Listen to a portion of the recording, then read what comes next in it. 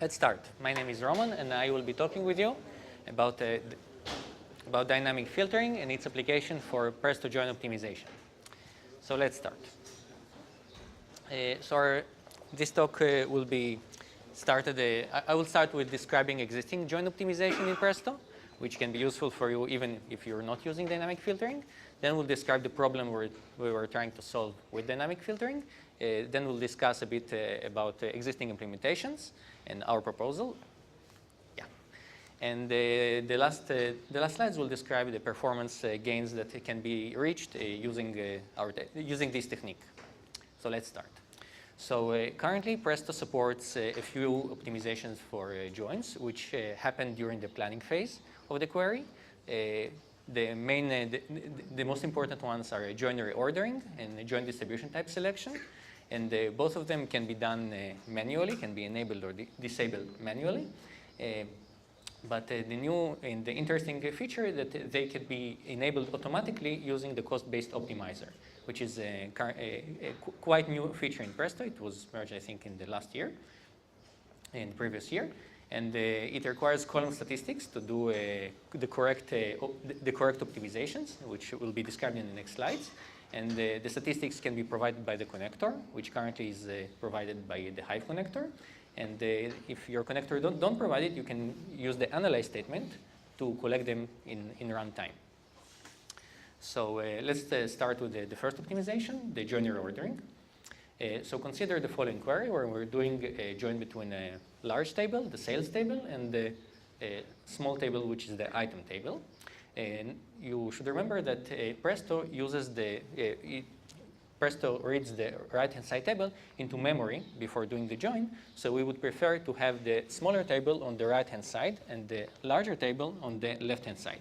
So you can do it manually by flipping the order of tables in the query, but it's a bit tricky. And when your query is large, it becomes more and more tricky to do correctly. And you can, on the other hand, you can enable this optimization by flipping a session parameter. And if your table can tell Presto how large it is, Presto can do it automatically for you. So it's a nice trick. You can use it today. Another trick you can do with if your right-hand side table is very, very small, instead of repartitioning the whole both tables, you can just broadcast it, and this is called broadcast join. It is a type of a distribution type of the join. So instead of repartitioning, you can just broadcast the right-hand side to all join workers, and then the main benefit you get is you scanning the splits of the left-hand side table sequentially without any repartitioning. So you, you don't have the CPU cost and the networking cost, which is happen when you do distributed join. On the other hand, of course, if your right-hand side is too large to fit in one node memory, you need to do the distributed join, and then you can achieve and do joins on much larger tables. So switching between those kind of joins is also done in a session parameter, but the cost-based optimizer can do it depending on how large is the right-hand side, and he can estimate the cost, which is actually computing the cost of the CPU, the networking, and the relevant between the two relevant joins, between this one, and choosing the one which has the least cost. So now this is currently we can now start to describe the dynamic filtering problem, which is quite similar to the previous one, but now notice that we are using a predicate over the right-hand side table. For example, this query, we're interested in how much in how much sales we have for the most for the items that have the largest price. Okay, for a quite large price. And note that we don't know their IDs. We're doing the join over the IDs, but we don't have the IDs beforehand. We can have them after we scan this table, and we estimate that this join will be very selective because we don't have many expensive items. Okay, so when we finish this scan, we probably have a few item rows coming from here into the join. But then Presto will need to scan the whole left-hand side table. And if it is large, and usually it is very large, it will read the whole of it. And probably most of the rows won't be relevant for the join and will be dropped.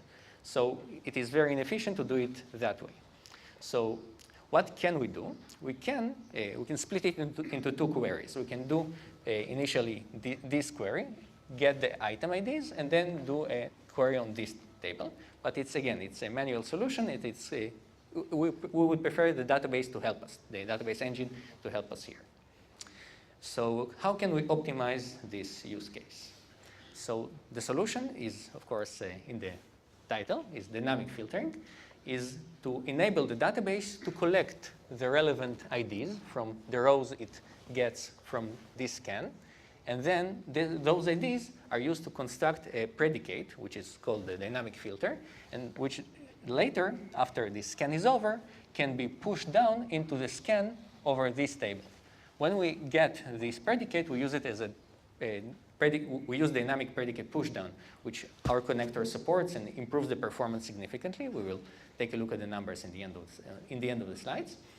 But the main benefit is that the scan can be optimized significantly if we don't look for the if we don't do a full scan, but we look for specific IDs. For example, if there are only 2 or 3 items with such a large price, we don't need to scan the whole table and then drop it at the join. We just can pick up the relevant sales rows relevant to those specific items over here.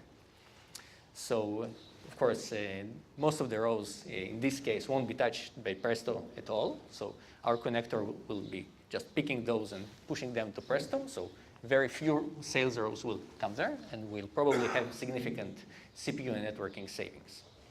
So, of course, in order to implement that, the dynamic filter F, which is constructed here, should be quite small. We currently we don't support large dynamic filters, but the main issue is to implement this kind of communication between this part of the scan and computing the dynamic filter and then pushing it down to this scan. So let's talk a bit about the implementation. So one implementation that was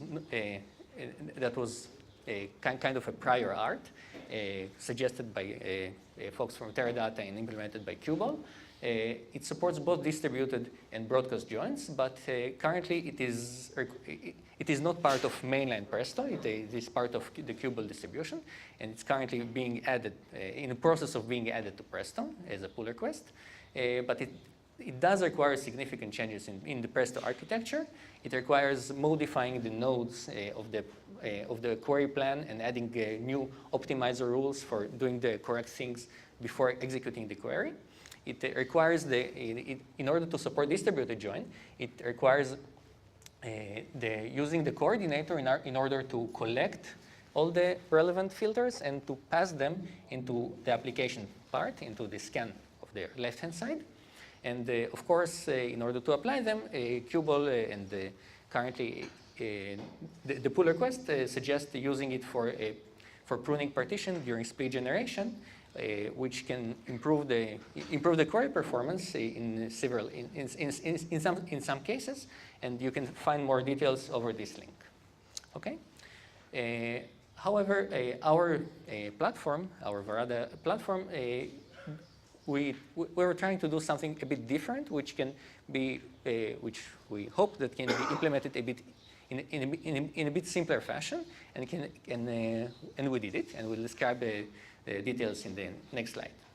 So we've noticed an interesting thing. So when you enable CBO and your left-hand side, and your right-hand side of the join results in a few rows, the CBO can usually convert it to a broadcast join. And then, when you scan the right-hand side table, it results in a few rows. It goes into the hash builder, which is then used to construct the result of the join. We noticed that this hash builder runs when a broadcast join is used. this hash builder and the scan of the sales table run in the same process, in the same node. So we don't need to use the coordinator to pass information from this part, from here to here, because they happen to be in the same process, in the same memory space. So passing the information is actually a simple message passing inside the single process. So what we did, we added a new operator, which is just a collector. It just collects the IDs that come from the items, from the item rows. It constructs a dynamic filter as a tuple domain and applies it dynamically into the scan and filter into the scan operator that runs over the sales table, which enables, because we as Varada connector implement this very efficiently if we have the dynamic filter, improves the scan performance significantly. Okay? So no changes. This solution requires no changes at the planner, no changes in the optimizer, and the coordinator doesn't even know this happens. Okay? And we implemented it as a patch on our Presto, our fork of the Presto repository, and tested it on some interesting for an interesting use case, which will be described here. So in order to test the analysis, we took the TPCDS dataset, and which is one of the largest one. And you can see that the sales table is quite large. It contains 27 billion rows. And we do a similar query. Note that we are doing a filter on the right-hand side table, which we do have a customer ID, but the join is going over the customer SK. Okay, so in order to do the join efficiently, the dynamic filter will need to find the correct customer SK, which is matching to the customer ID given here.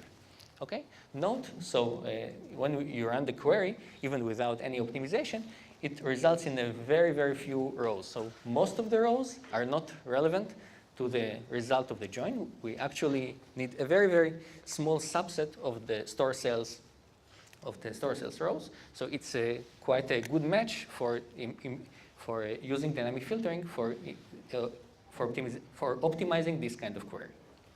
So let's take a look at the numbers. So the red column is regular join with CBO enabled running on our cluster. You can see that when we enable dynamic filtering, we process much, much less data, about 8 orders of magnitude less data, because the connector just skips the non-relevant rows. It doesn't need to read it because we compute the dynamic predicate, and this results in much less CPU processing. You can see it's about almost 3 orders of magnitude less CPU time required from the cluster, so the cluster is much, much quieter, and it improves the execution time significantly because we don't need to process all the data that is not relevant to the results of the join. So we can actually, when we saw this kind of results, we were very happy because this kind of method is convinced us that it's very, very efficient to improve the performance of highly selective queries for highly selective joins.